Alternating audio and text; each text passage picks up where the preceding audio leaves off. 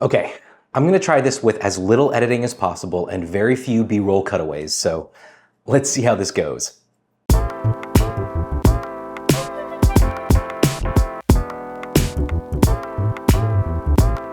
After 4 years and 2 models, I am leaving my Samsung years behind and going back to where I came from, the Google Pixel. Now, this video is not a phone review. Instead, I want to take some time to discuss my experience using a Galaxy phone, share some of what I like and what I don't like about Samsung's approach to Android, along with a few key differences between One UI and Google's Android, and compare these two flagships, the Galaxy S23 Ultra and the Pixel 9 Pro XL. Now, I know this is an older model, but hey, unlike the popular tech YouTubers, I don't always get to upgrade my phone in consecutive years. Now, before we dive in, I want to share a little bit about my own history with smartphones. My very first smartphone was the original iPhone, released back in 2007. I picked it up a few weeks after it launched, and as much as I loved that thing, it was severely lacking in just so many areas, so I felt the need to upgrade almost immediately after the iPhone 3G came out. I held on to that thing until the iPhone 4 released, which ended up being my last iPhone. Now, when I first switched from iPhone to Android in 2011, I opted for the Google Galaxy Nexus. Now, for those of you who aren't familiar with the Android landscape back then, the Nexus phones were Google's platform for showcasing what was then referred to as stock Android, or the baseline version of the operating system, without all of the unique designs and features that many Android phone manufacturers would include in their versions of the operating system. Now, over the 13 or 14 years that I've been using Android, I've tried out quite a few different devices from many manufacturers, including HTC, which made 2 of my personal favorite Android phones, the HTC One X and the HTC One M7, OnePlus, LG, Samsung, Huawei, and Motorola. But until 2021, the only versions of Android that I've used for my personal phone were Google's and HTC's, and OnePlus uses basically Google's version of Android anyway. Now, during my time using the first Pixel, the company that I worked for at the time issued me a Galaxy S7 for a year, and I have to say, I absolutely hated Samsung's TouchWiz. As nice as the Galaxy S series hardware was, I was so turned off by my experience using the software, I wouldn't give Samsung another look until at least 5 years later with the Galaxy S21 Ultra. Now, I'll admit, even though Samsung released their new version of Android called One UI in 2018, I remained pretty skeptical. TouchWiz was just that bad of an experience for me. But with the release of the Galaxy S21 Ultra, Samsung made a massive splash in the tech community with what many reviewers claimed was the best Android phone ever released, so I decided to give it a shot. I had grown somewhat dissatisfied with my Google Pixel 4 XL over time and needed something fresh. So I took the leap and learned to embrace Samsung's hardware with the S21 Ultra and eventually upgraded to the S23 Ultra. And the whole time I discovered that I didn't dislike One UI as much as I thought I would. Samsung has come a long way since their TouchWiz days. Still, there was a part of me that missed some very specific features that the Pixel offered, and which I'll get into that in a little later on in the video. Rather than going into specs, benchmarks, and photo comparisons, because let's face it, everyone else does that, and the differences between the photos taken with these phones are actually quite minuscule and really boil down to personal preference. So I think I'll talk about my overall experience just holding and using these phones, and maybe a few of the features that I rely on for my day-to-day use. Now, this comparison is, of course, just a little bit out of date since Samsung's current lineup has changed things up quite a bit, but several of these points still stand, even with the upgrade from the S23 Ultra to the S24 Ultra. Now, the first and most obvious difference is the phone shape. This is down to the inclusion of the S Pen in the 23 Ultra. Now, while I certainly really enjoyed the S Pen while I had it, it wasn't that killer feature that I thought it might be. It was nice to have, but I probably used it on average maybe 2 or 3 times a month. It is helpful for things like precise photo editing and signing PDFs, but most of its other uses are essentially gimmicks. Not that that's a bad thing. Now, I bring up the S Pen because there's a bit of a trade-off when it comes to my own daily use of this phone. Now, for you, the trade-off might be worth it, as the S Pen could be your killer feature. I remember back in the Galaxy Note days, I had a few friends who swore by their S Pens, but for me, I just don't consider it worth the lack of comfort in holding the device. What always bothered me about the S23 Ultra were its sharp corners. The way I hold my phone has the bottom corner resting in the palm of my hand. A sharp corner like the one on the S23 Ultra makes holding it quite uncomfortable. And even with a case that rounds it off somewhat, the corner still puts a lot of focused pressure on that one point in my palm. Now, will I miss the S Pen? A little bit. Like I said, it was useful for a few functions, and honestly, it kind of made for a great fidget toy. But most of the time, I kind of just forgot that it was there. Now, something that I've noticed since starting to use the Pixel 9 XL Pro is just how compact the phone feels compared to the S23 Ultra, despite both phones sporting the same exact screen size. Now, I'm convinced that one reason for this is the phone's shape. These sharp corners just make this phone feel so much larger than it really is. Or maybe the curves on the Pixel make this phone feel more compact than it really is. Either way, the Pixel is so much more comfortable to use. I also think the weight factors into it. The Galaxy S23 Ultra comes in at 236 grams with the S Pen and 233 grams without it, while the Pixel 9 Pro XL comes in at just under 223 grams. Now, while that's not a huge difference on paper, it is pretty noticeable when carrying the phone around. Another hardware difference is the flat screen.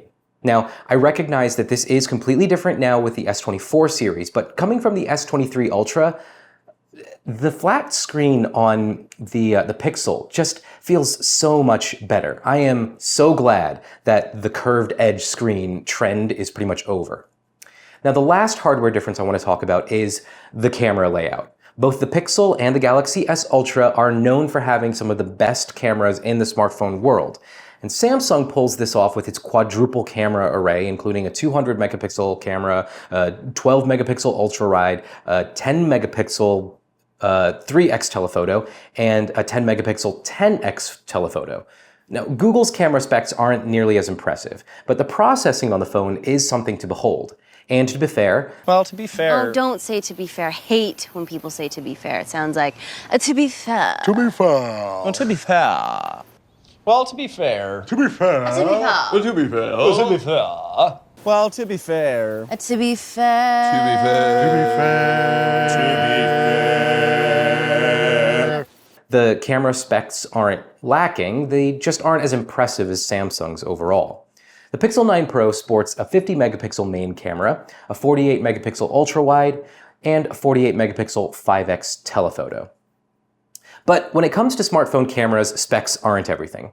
Sure, a lens that can stop up to f1.7 is going to yield more universally pleasing portraits than a lens that can only stop up to, say, f3.3, for example. But there are other variables like sensor size and pixel size that play into things, not to mention the different approaches to photo processing that these two companies take. There are scores of videos across YouTube showcasing the photos taken by the Pixel and by the S Ultra phones, so I won't go into all of that here. But since I'm talking about the hardware design of these two phones, I do want to mention my personal preference for Google's approach here. Smartphone camera layout is a topic that isn't really talked about very often, but when smartphone makers do something unique or interesting or especially ugly or particularly aesthetically pleasing, people take notice. And I think that's the case with both of these phones. Samsung opted to go with something a bit more traditional here with the camera array in the top left corner, while Google has become known for this visor-like layout. I have to say that between these two, I do prefer the visor. I wasn't sold on it when it was first introduced with the Pixel 6, but on the Pixel 7 and the Pixel 8, this design has begun to grow on me, and I think this sort of pill-shaped visor layout actually looks pretty sleek. And to be honest, even though I don't have trypophobia, I can totally understand why Samsung's camera layout might trigger someone else's trypophobia. So If that's you, then the Galaxy S Ultra series is probably not for you. Okay, let's talk about some of the software differences now. As someone who used primarily Nexus devices over the years, I held a lot of disdain for Samsung's TouchWiz UI. I always perceived it as laggy and bloated, and when I finally had to use a Galaxy S7 as my work phone, the UI issues couldn't be more pronounced since I was using a Pixel 1 as my personal phone alongside it. Now, these days, Samsung has done a lot of work to fix their operating system. Gone are the days of TouchWiz, and now they're using One UI as their version of Android. And I have to say, I actually like it a lot. Sure, there are some quirks that bug me here and there, like having to swipe through app drawer pages instead of scrolling through the app library, or Samsung's incredibly ugly app icon shapes. But overall, the bloated, laggy mess that I once associated with Samsung has long since disappeared. And yes, I am aware that I could just install another launcher, like Nova Launcher, for example. But that takes away some of One UI's cooler features, like the Edge panel. Now, having said that, Google's version of Android is still somehow so much smoother. Scrolling through the operating system is truly a pleasing experience. But that aspect alone wouldn't have been enough to convince me to switch back to Pixel, given how smooth One UI has become lately. See, there are a few Pixel features that I found myself constantly missing while I was using the Galaxy S21 Ultra and the S23 Ultra. The first feature is visual voicemail embedded inside the phone app. Now, I'm not sure if this is a carrier-specific issue or if this is something that Samsung just overlooked in designing their phone app, but it's something that has bothered me since day one of switching to Samsung. I hated that I had to either call my phone number and put in my PIN, which I usually forgot anyway, or download T-Mobile's horrendous visual voicemail app in order to listen to my voicemails. Seriously, Samsung, this needs to be sorted out. Or if it isn't a Samsung issue, T-Mobile, get it together.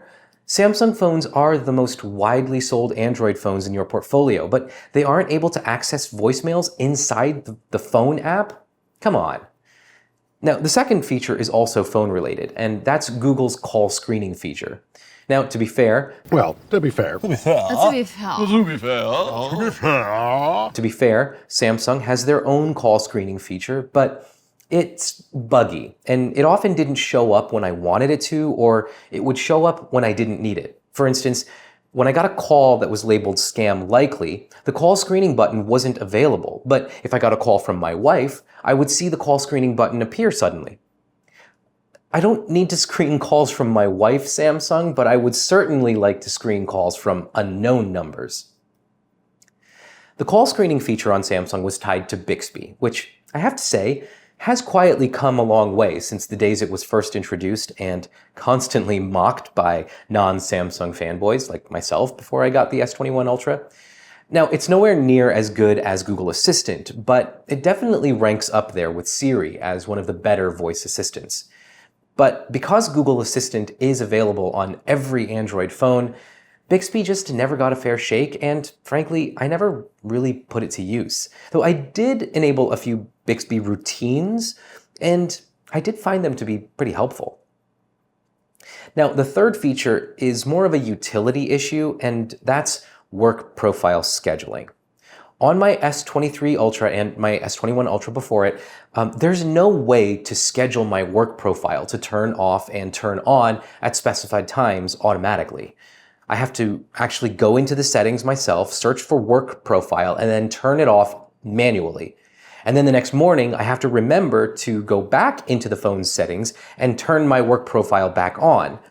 It's a daily task that I just didn't bother doing after a few days and ended up leaving my phone's work profile on all the time, which is not something I want to do since I do have some colleagues who reach out to me on weekends or way after hours.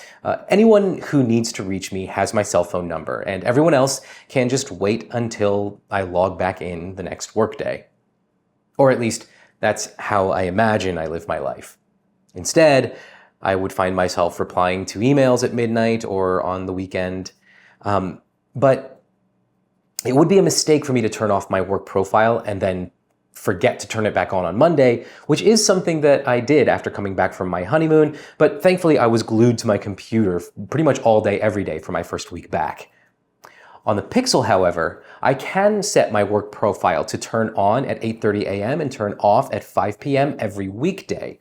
No more work emails distracting me from my personal projects on weekends or my downtime or gaming or even just hanging out with my wife.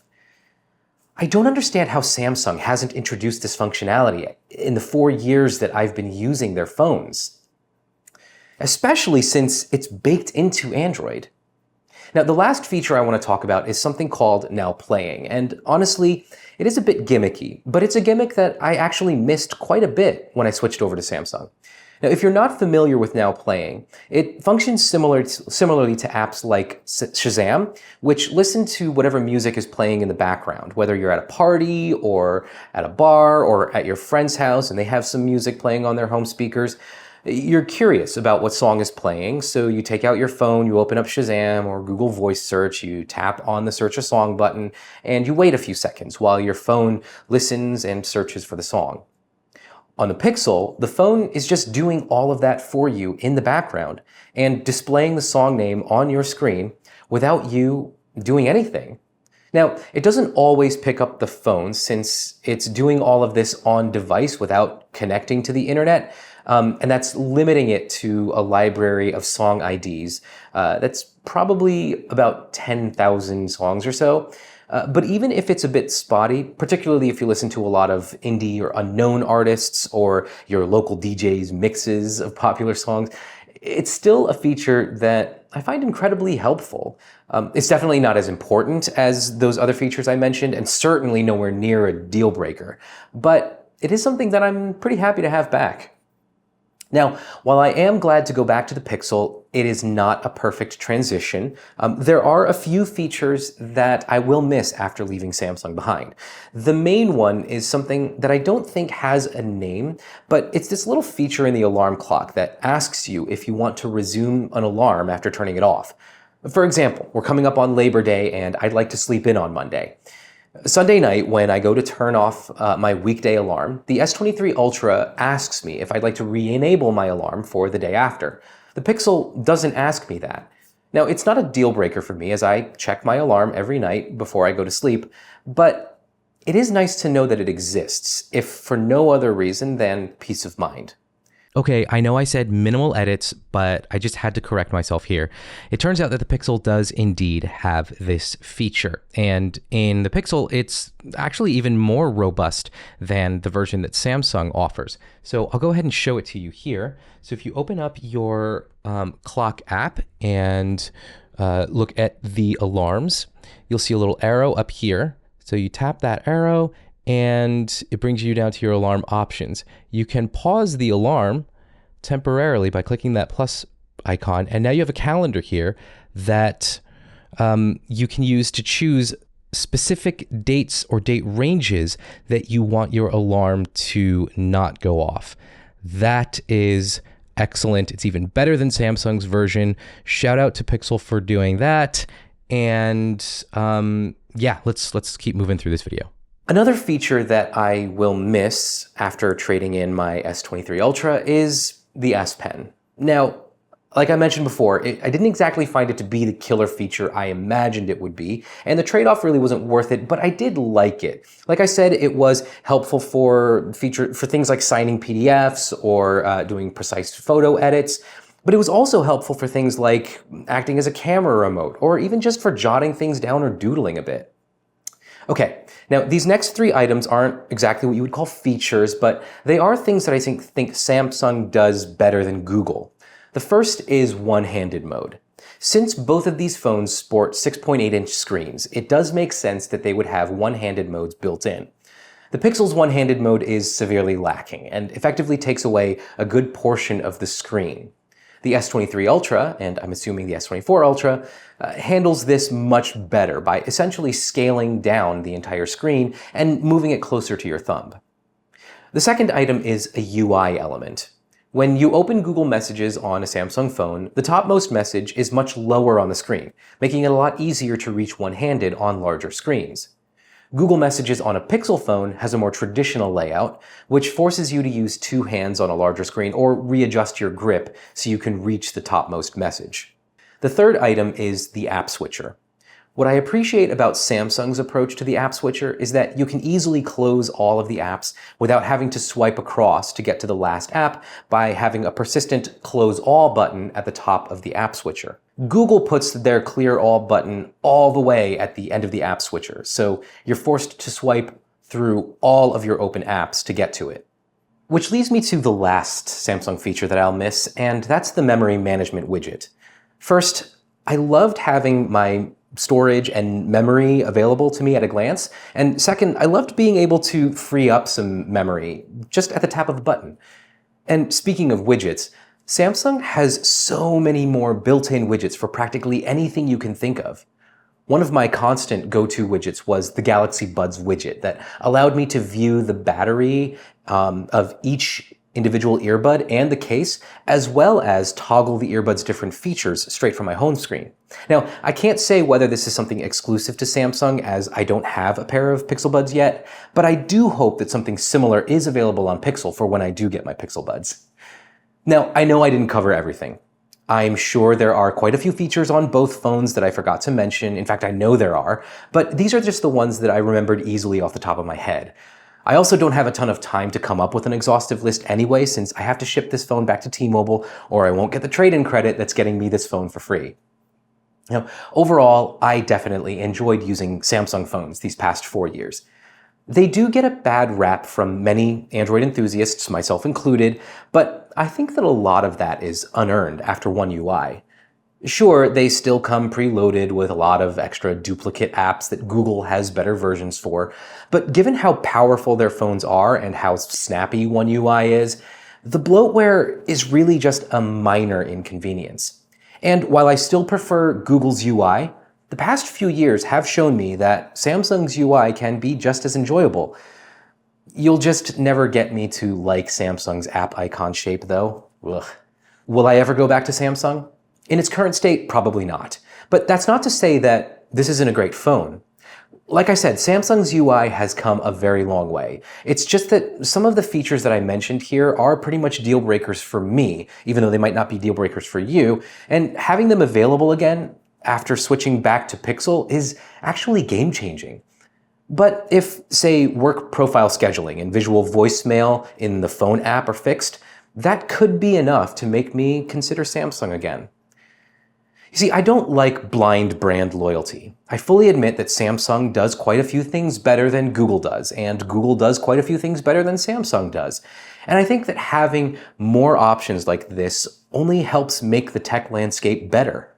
I loved using my Galaxy S series phones these past few years, and I'm also looking forward to diving back into the Pixel ecosystem fully. But what about you? What are some features on your Google Pixel, or your Samsung Galaxy, or your OnePlus, or your Sony Xperia phone that you just can't imagine going without? Or have you made the switch from one brand to another and found yourself missing certain features from the brand you switched away from? Let me know in the comment section below. And thanks for listening to me ramble on about these phones. And if you enjoyed this little rant, go ahead and drop a like on this video. I don't always talk about tech, so if you're interested in hearing whatever random ADHD hyperfocus my brain decides to latch onto next time, hit that subscribe button and stay tuned for my upcoming interests. See you next time.